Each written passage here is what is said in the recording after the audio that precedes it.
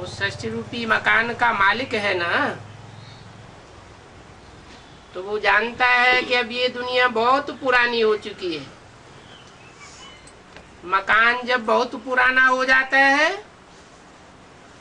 तो कोई भी रिपेयर करने वाला उसको रिपेयर करने के बावजूद भी उस मकान को संभाल नहीं पाता। ये षष्ठी रूपी मकान भी ऐसा ही है। 2500 साल के बाद बड़े अच्छे अच्छे रिपेयरर्स आए, इब्राहिम आए, बुद्ध आए, क्राइस्ट आए, गुरु नानक आए, विवेकानंद आए, अपने अपने तरीके से रिपेयर किया, लेकिन रिपेयर कितने दिन चलेगा? मकान तो पुराना होना ही है। अब इतना पुराना हो गया कि इस मकान में कोई भी नहीं कह सकता कि हम अपने जीवन भर तन से, मन से, धन से, समय से, संपर्कियों से और संबंधियों से सदा सुखी रहते।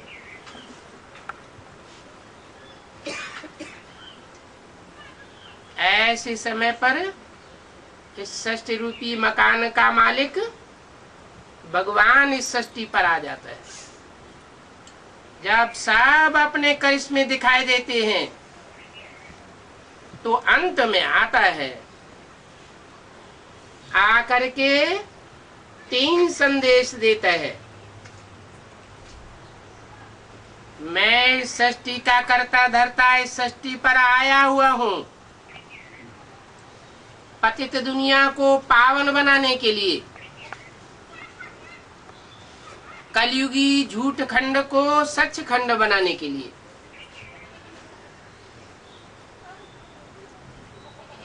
दो बातों का संदेश हुआ। एक तो भगवान आया हुआ है और दूसरा नई दुनिया बनाने के लिए आया हुआ है, और तीसरा संदेश है इस दुनिया का विनाश सामने खड़ा है, क्योंकि एटॉमिक एनर्जी तैयार हुई पड़ी है। सन 45 में हिरोशिमा नागासाकी के ऊपर 20-20 मेगावाट की बम्बियां पड़ी थी, तो दोनों शहर तबाह हो गए। और अभी तो हजारों हजार मेगावाट के एटम बम, हाइड्रोजन बम, कीटाणु बम तैयार हुए पड़े।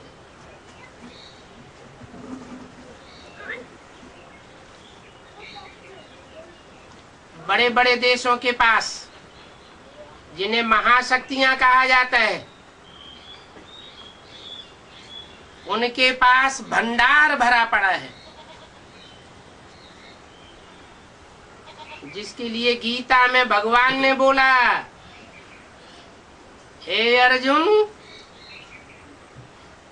ये सारी दुनिया मेरे दाढ़ों के बीच में चबाई जाने वाली है। आसमान में ये एटम बम रूपी दाढ़ें तैर रही है और जमीन के अंदर सुरंगों में और समंदर में समाई हुई है।